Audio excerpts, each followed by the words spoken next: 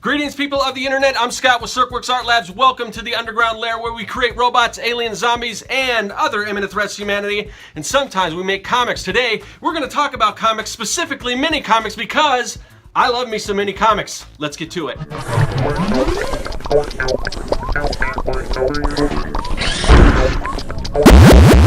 I don't know if you know this about me, but I am a huge fan of mini comics. I've got a pretty big collection, some of which are behind me, but I wanted to take this episode to kind of talk about mini comics, show you some of my favorites, and kind of maybe convince you to jump in on this whole mini comics thing and create your own mini comics, because the level of entry is very simple. There isn't much to it. I mean, you basically, if you've got paper, if you've got pencil, and maybe one of these long arm staplers, you don't even need one of these really. You can create a mini comics. You don't need to be a master artist.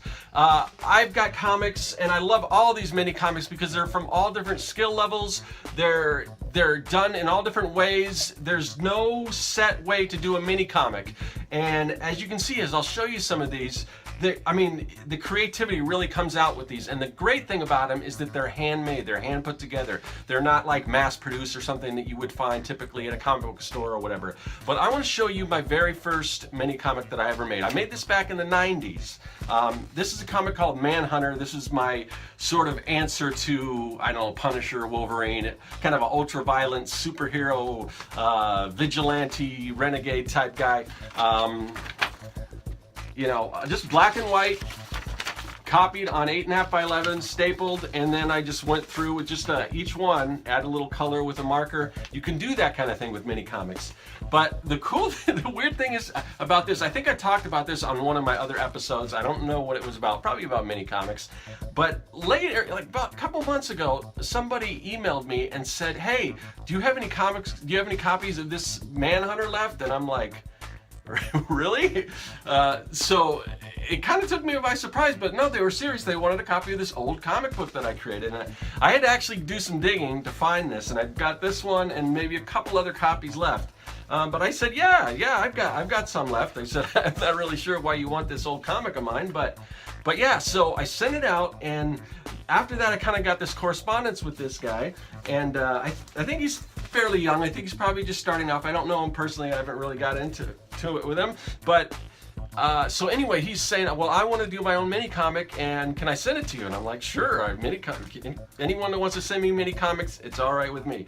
So anyway, so I got this in the mail just the other day. This is from Dayton, and he created this mini comic called Gecko, and it just reminds me so much of the comics that I used to make. And even this, even like it's kind of that vigilante type ultra-violent hero, and it's just cool to get this kind of stuff, and you can just see the love that went into creating something like this. And I really treasure these type of things. So anyway, I'll put Braden's info if you want to. He's selling these copies, so if you want one, you can check it in the description.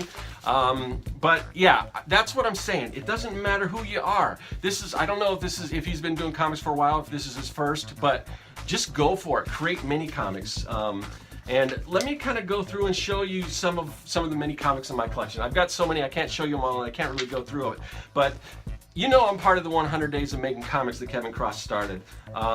And so here's a few from 100 alums. This is from Marshall Couture. That's his Glyph character. If you follow him on... Now, this is the problem, because he's always changing his channel names. It was Mars Makes Art. Now I think it's Donkey Jaw Productions. So follow him on Donkey Jaw Productions.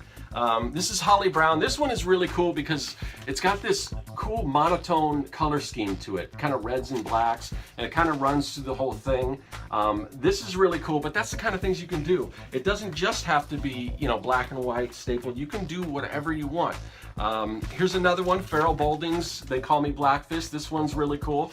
Now this one he created with print on demand, and you can do that as well. You can use print on demand, just kind of make it a mini comic size. Here's some other ones that I created. Now before Kevin Cross started the 100 Days of Making Comics, he created another challenge called the Mini Comics Dump Truck.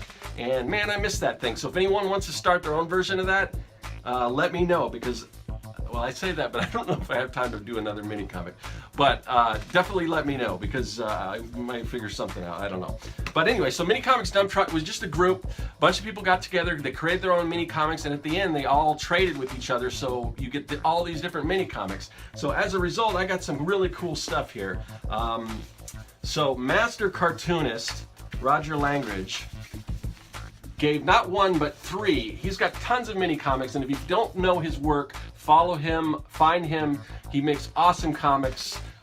He did some of my favorite stuff was the Muppet stuff that he did. He does, you know, he does like licensed stuff, he does his own stuff, and he does mini comics. So it doesn't matter if you're working professional or not, you're not too big or whatever for mini comics, because you can always go back and you can create just these really personal type stories and things that you create by yourself and put them together. So again, it doesn't matter where you are. If you're at the bottom or you're at the top, you can make mini comics. Here's some other ones that that I got from the Mini Comics Dump Truck. Jonathan Rector's Jessup King. Let's see, I got so many of them, and then I can't show them all, but here, oh, okay. Mark Rudolph, you know him from back in the Art and Story days. This one was really cool. I think he did this print on demand too, but you know, he kind of almost gave it like a silk screen type look to it. So there's so many different ways you can put these things together. This one, I don't remember if I bought this or if it was part of the Mini Comics Dump Truck, but this is Chris Kawajiwa. It's called The Tell. Very cool, and one thing I like here is you can do, even if you make these yourself, you can make these yourself, you can add these little personal touches like this little keyhole thing that I believe he said he cut those all out by hand with probably an X-Acto knife or something. So that's cool. I do that a lot with my own comics. What else do we got here? And some of them are really, I mean, you can take it into the next level. Like this one here, let's see, this is, I think this is Brandon Dayton that created this one, Green Monk. Look at this. And it doesn't matter the size, the format. Look at that. It's super awesome. Got that one. And then you know, locally here, there's a bunch of people that make mini comics. So these might not be people you know about. And I keep trying to get them into the whole 100 days thing. They got their own thing. They always do the 24-hour comic book day challenge, and they're pretty prolific, and they're big here in Arizona, and they do, you know, all over the West Coast. They do shows and stuff. But my friend Eric, he creates this character called Ocho. Now, when I say prolific, I'm not joking around. He's probably up to the 30s or 40s of this. He's put out tons of these issues. He's longest running mini comic series, I think is what he tags it to. I don't know if I wouldn't doubt him that that's correct, at least in Arizona, but he's got tons of these. There's tons of them back here. But he puts these out like crazy. Another friend of mine, Vinny, he's got tons of different characters that he does. His latest one is called Space Monsters. I think it's back here somewhere, I don't know. But he's also got a character called Cousin Harold. And here's where you can start taking things to the next level if you want. Look at this. He's got a little dust jacket that he created. 3D. It comes with 3D glasses. And look at, so he's got some color pages, and some of this, I don't know if you can tell, but that's just Xerox. So he combines everything. Look, and then he's got some things that are sort of this process where he ran through black and white, and then he ran another thing through a color printer to create this look. But it's just super cool, and you can just let your creativity go wild with these things. The sky is the limit. Anything you want to do, you can do. My own mini comics. Well, here, let me show you this one first. This is probably my all-time favorite mini comic. Now, when I say this is pretty elaborate. It took a lot of time and a lot of effort went into it. But I don't want that to discourage anyone, because I love all these comics. It doesn't matter if it's just, what do I got?